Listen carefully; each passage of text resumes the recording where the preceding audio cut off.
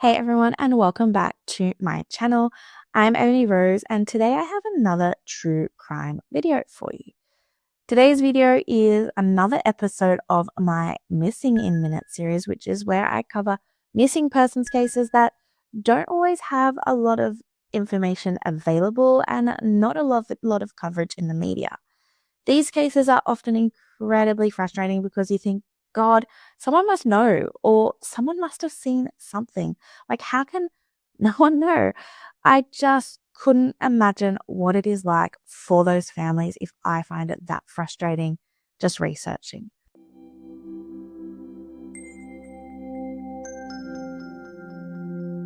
So today's case we are covering is the disappearance of Bryan Maxted.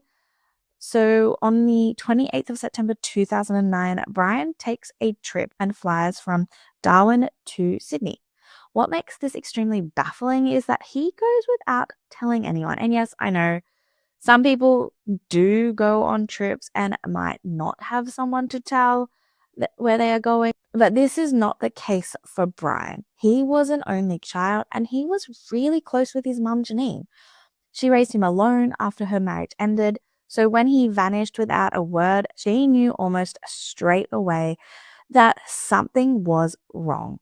He also lived in a caravan on her property at Berrimah at the time, so it wasn't like they didn't see each other regularly. He does check into a hotel in Sydney CBD, I'm assuming on the 28th when he lands in Sydney, but some sources do say that he checked in on the 29th. If that's the case, where did he stay the night before? It's not really clear, but I'm assuming it's just miscommunication with the reporting and the police, and he did check in on the 28th when he landed and arrived in Sydney.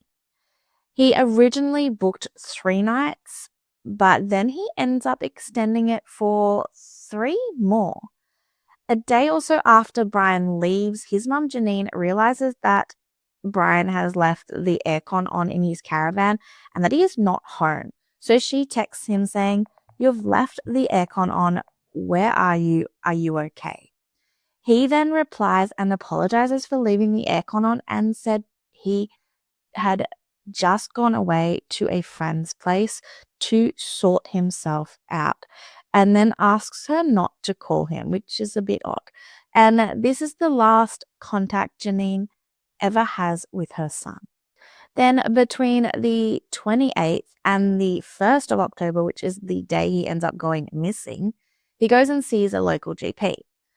Then on the 1st of October, he walks out of his hotel, he gets into a taxi and asked to be taken to King's Cross, which is a suburb of Sydney. Now, King's Cross in Sydney was well known for decades as Sydney's entertainment hub and is known historically for its red light district and adult entertainment and organized crime. And around 2009, it was known well between backpackers and travelers looking for a good night. There was heaps of bars, there was casinos, there was strip clubs. And it is reported that Bryan was seen at King's Cross a couple of times that evening, but that's really it. He doesn't return to his hotel where he has left all his belongings, including his phone. Now, I don't know if it's just me, but I find it a bit weird that he left his phone behind in the hotel. I mean, he's in a city he doesn't know, and if he was meeting someone and needed to find them, or he got lost, or he needed to contact a taxi to get him back to his hotel, you'd think he'd need his phone.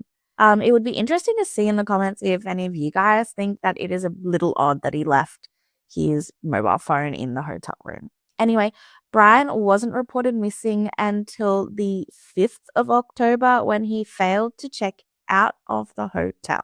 Staff entered his room, finding his belongings and no sign of Bryan. They reported him missing that afternoon. Police were never able to work out who this friend was that he was supposedly staying with, or even confirm they existed. It's one of the biggest open questions of the entire case because we know he didn't stay with them leading up to the day he vanished.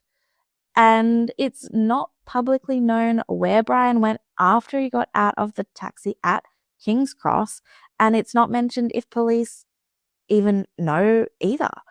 Now, Bryan's bank account has never been touched since that day.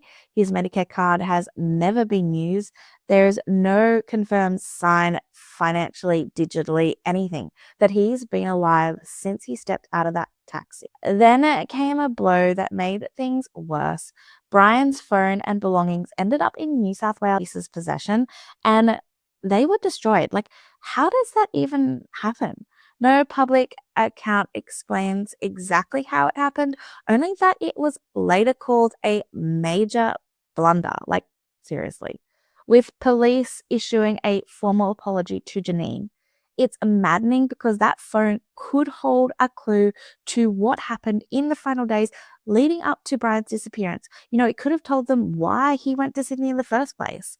In 2012, New South Wales Police renewed their appeal for information with Janine, making an emotional public plea. But nothing new came of it. So what happened to Bryan? Did Bryan choose to disappear, or did something happen to him? A theory at the time was that maybe he was going through a hard time, and sometimes people going through rough times, having issues with their mental health, need to step away. But Janine never accepted it. She said it was completely out of character. Bryan had never cut her off before, and she couldn't believe he'd vanished without a trace. The untouched bank account and a Medicare card only deepened that doubt.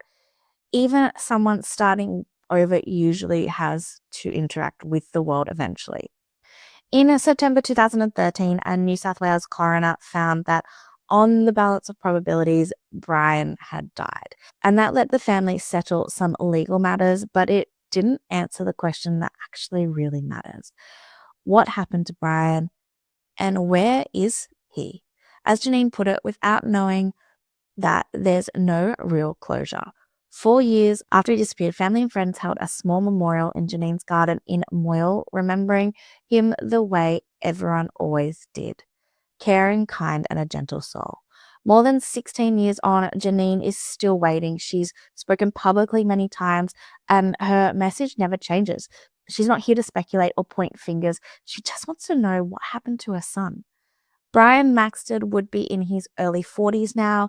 His case does still remain open. So if you know anything about his disappearance, please contact Crime Stoppers on 1800 333 000 or New South Wales Police.